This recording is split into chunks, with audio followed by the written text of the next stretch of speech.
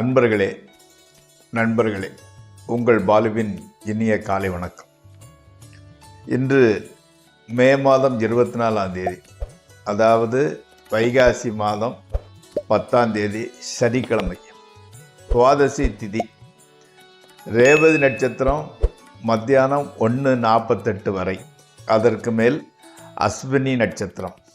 அப்போது மத்தியானம் 1:48 வரை சிம்மராசிக்காரர்களுக்குரியது இந்த சந்திராஷ்டமம். 1:48க்கு மேல் கன்னியாராசிக்காரர்களுக்குரியது சந்திராஷ்டமம். நீங்கள் இன்று ராகு காலத்தை பற்றி பார்க்க வேண்டும் என்றால், ராகு காலம் காலையில் 9லிருந்து 10:30 மணி வரை, யமகண்டம் மத்தியானம் 1லிருந்து 3 வரை. இன்று எதையும் செய்ய வேண்டுமென்றால் அதற்கு தகுந்த நல்ல நேரம் காலையில் 7:30லிருந்து 8:30 வரை, 10:30லிருந்து 11:30 வரை, சாயங்காலம் 4:30லிருந்து 5:30 வரை. அதே மாதிரி இன்றைக்கு நீங்கள் அணிய வேண்டிய உடையின் நிறம் ப்ளூ அல்லது பிளாக் அல்லது பர்பிள் கலர் துணியை போட்டுக்கொள்ளலாம். தவிர்க்க வேண்டியது ஒயிட், வெள்ளை கலர். காலையில் வெறும் வயிற்றில் நீங்கள் சாப்பிடக்கூடியது முதல் முள்ளங்கி அல்லது புதினா சம்பந்தப்பட்டதை சாப்பிட்டு கொள்ளலாம். நண்பர்களே, இப்போ நம்ம அந்த ஜோதிட பாடம் நடத்துகிறோம் இல்லையா, அதில் சித்திரை நட்சத்திரத்தில் பிறந்தவங்களோட கேரக்டர்களை பற்றி பார்த்து வந்தோம். சித்திரை நட்சத்திரம் 4ஆம் பாதத்திலையும் முற்பாதியில் பிறந்தவர்கள் உருக்காலை, காவல்துறை அதாவது போலீஸு, இராணுவம், மின்சாரம், நீதி நிர்வாகம், நிலவளம் போன்ற வகை தொழில்களினால் அந்த தொழில் புரிபவர்களாக இருப்பார்கள். அந்த தொழில் மூலம் பொருள் சம்பாதிப்பவர்களாகவும் புகழடைபவர்களாகவும் இருப்பார்கள். அதே மாதிரி சித்திரை நட்சத்திரம் 4ஆம் பாதத்தில் பிற்பாதையில் பிறந்தவர்கள் நீதிநெறி நிர்வாகம், மடாலயம் அதாவது ட்ரஸ்ட்டுகள், மடங்கள் நடத்துவது, கோவில் திருப்பணி செய்வது, போதனை அதாவது உபதேசம் செய்வது, தேச பாதுகாப்பு, சாஸ்திர உபதேசம், சமய பேச்சு, பிரச்சாரம் போன்ற தொழிலை உடையவர்களாக வாழ்வார்கள். நண்பர்களே, இப்பொழுது நம்ம ராசி பலன் நிகழ்ச்சிக்குள் செல்வோம். அந்த நிகழ்ச்சிக்குள் செல்வும் முன் அதை சப்ஸ்கிரைப் செய்யவும், நண்பர்களுடன் பகிர்ந்து கொள்ளவும். மேசராசிக்காரர்களுக்கு மன நிம்மதி கொஞ்சம் கம்மியாகத்தான் இருக்கிறது, அதாவது சற்று குறைகின்றது. வீண் அலைச்சலுக்கு பிறகே எந்த காரியமும் கைகூடுகிறது. உங்களது பேச்சு கொஞ்சம் ஆர்டர் கமாண்டிங் செய்வது போல், கட்டளையிடுவது போல் இருக்கிறது. சற்று நளினமாக பேசுங்கள். மனைவியுடன் வீண் மனத்தாங்கல் உண்டாகக்கூடும். வீண் செலவுகள் அதிகமாகி கடன் சற்று அதிகரிக்கிறது. அடுத்து ரிஷபராசி. உடலில் உஷ்ணம் ஓவர் ஹீட் ஆகிட்டு போகிறது. அதே மாதிரி மோர், முள்ளங்கி, இளநீர், தக்காளி ஆகியவற்றை அதிகம் உணவில் சேர்த்து கொள்ளுங்கள்.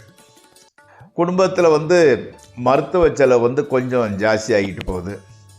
அனாவசியமாக கொஞ்சம் கோபம் உண்டாகிறது. இயலாமையின் வெளிப்பாடாக கூட இருக்கலாம்.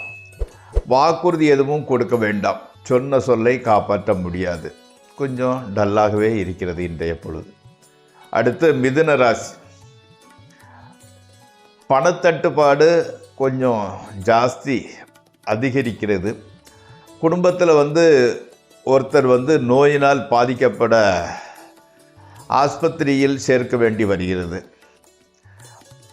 மனைவி மக்கள் மூலம் கூட வீண் தொல்லையே உண்டாகிறது. நண்பர்களுடன் கருத்து வேறுபாடு ஆனாலும் வெளியூர் பிரயாணத்தினால் மன அமைதி உண்டாகிறது. அடுத்து கடகராசி. வாழ்க்கையில் வெற்றியை ருசிக்க ஆரம்பிக்கின்றீர்கள். பொருள் வரத்து நன்றாகவே இருக்கிறது. செலவினங்கள் கட்டுக்கு அடங்கியே இருக்கிறது. மன நிம்மதி உண்டாகின்றது. குடும்பத்தில் மகிழ்ச்சி நிலவுகிறது. ஸ்பெக்குலேஷன், ட்ரேடிங் ஆகியவற்றின் மூலம் லாபம் வருகின்றது. தெய்வ பக்தியில் ஈடுபாடு அதிகரிக்கிறது. அடுத்து சிம்மராசி. காரியங்கள் சற்று தாமதத்திற்கு பின் கைகூடுகின்றன. பணவரவு இருந்தாலும் செலவுகள் கட்டுக்கு அடங்காமலேயே போகின்றது. மறைமுக எதிர்ப்புகள் உண்டாகின்றன. சுபகாரியத்திற்காக செலவுகள் ஏற்படுகின்றது. சகோதரர்களில் ஒருவர் பொருட்டு பணச்செலவு உண்டாகும். அடுத்து கன்னிராசி. காரணமின்றி கெட்ட பெயர் ஏற்படுகின்றது. தாயாரின் உடல்நிலை சற்று சற்று பாதிக்கப்படுகிறது. பணவிரயமும் மேலதிகாரிகளின் கோபமும் ஏற்படுகின்றது. வீட்டிற்கு வெளியே எவ்வளவு பிரச்சனைகள் இருந்தாலும் வீட்டுக்குள் வந்துவிட்டால் மகிழ்ச்சியும் மன அமைதியும் நிறைகிறது. மனைவி மக்கள் ஆதரவும் இருந்து வருகின்றது. பெரும்பாலும் தந்தையின் உடல்நிலை பாதிக்கப்படலாம். எதிர்பாராத செய்திகள், வருத்தப்படக்கூடிய செய்திகள் வந்து சேர்கின்றன. சிறு விபத்து கூட. அடுத்து துளாராசி. இன்றைக்கு துளாராசிக்காரர்களுக்கு சிறு விபத்து ஏற்படக்கூடும். பயமும் பணத்தட்டுப்பாடும் இருந்து வருகிறது. வீண் அலைச்சல் கூட உண்டாகிறது. தொழிலில் லாபம் வந்தாலும் மீதம் என்பது இல்லை. வெளியூர் பிரயாணங்களை தவிர்க்கவும். தெய்வ பக்தியை மனதில் செலுத்துங்கள். தந்தையின் உடல்நிலை சற்று டல்லாக இருக்கிறது. பயப்படக்கூட ஒன்றும் பெரிய அளவில் ஒன்றும் பாதிப்புகள் இல்லை. அடுத்து விருச்சிக ராசி. தொழிலில் கஷ்டங்களும் தகுந்த நீங்கள் எவ்வளவு கஷ்டப்படுகிறீங்களோ, எவ்வளவு உழைப்பை செலுத்துகிறீர்களோ, எவ்வளவு பாடுபடுகிறீர்களோ அதுக்கு தகுந்த பலன் கிடைக்கவில்லை. மருத்துவ செலவு அதிகமாக இருந்து வருகிறது. மனைவியுடன் வீணான மனத்தாங்கலும் ஏற்படுகிறது. எச்சரிக்கையுடன் இல்லாவிட்டால் வீண் வம்புகள் வரும். மனைவி, சகோதரி அல்லது தாயின் மூலம் பணவிரயம் ஏற்படும். அடுத்து தனுசு ராசி. நண்பர்கள், விரோதிகள் இரு சாராராலுமே நன்மையே ஏற்படுகிறது. விரோதிகள் கூட உங்களது போக்கினால் நண்பர்களாக மாறிவிடுகிறார்கள். எடுத்த காரியங்கள் எல்லாம் ஓரளவு கைகூடுகின்றன. வெளியூர் பிரயாணத்தின் மூலம் நன்மையே ஏற்படுகிறது. மனைவி மக்களால் மகிழ்ச்சி உண்டாகின்றது. பொருள் சேர்க்கை ஏற்படுகின்றது. அடுத்து மகர ராசி. பணத்தட்டுப்பாடு ஏற்பட்டாலும் சமாளித்து விடுகின்றீர்கள்.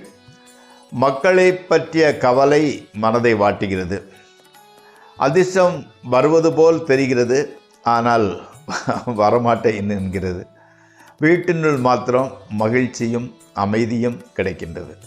அடுத்து கும்பராசி. வெளியூர் பிரயாணமும் அதன் மூலம் நன்மையும் ஏற்படுகின்றன. வீண் மனக்கவலை அடிக்கடி தோன்றுகின்றது. செலவினங்கள் கட்டுக்கடங்காமல் போயினும் பணத்தட்டுப்பாடு என்பது இருக்காது. பணம் வந்து கொண்டே இருக்கின்றது. மனைவி மக்கள் மகிழ்ச்சியாக இருக்கின்றார்கள். அவர்கள் மூலம் மன நிம்மதியும் மகிழ்ச்சியும் கிடைக்கின்றது. அடுத்து மீனராசி. மீனராசிக்கு இன்று மன நிம்மதி கிடைக்கின்றது. எது மிகவும் தேவையோ அது. மன நிம்மதி கிடைக்கின்றது. கவலைகள் சற்று குறைகின்றது. பார்ப்பவர்களுக்கு மேலதிகாரியின் அதே மாதிரி உத்தியோகம் பார்ப்பவர்களுக்கு மேலதிகாரிகளின் உதவியும் ஆதரவும் கிடைக்கின்றது. குடும்பத்தில் நல்ல காரியங்களே நடைபெறுகின்றன. கணவன் மனைவி உறவு கூட மகிழ்ச்சிகரமாகவே இருக்கிறது. நண்பர்கள், உறவினர்கள் நல்ல முறையில் நடந்து கொள்கின்றார்கள். நண்பர்களே, இந்த ராசி பலன் நிகழ்ச்சி இத்துடன் முடிவடைகிறது. நாளை மீண்டும் சந்திப்போம். உங்கள் பாலு.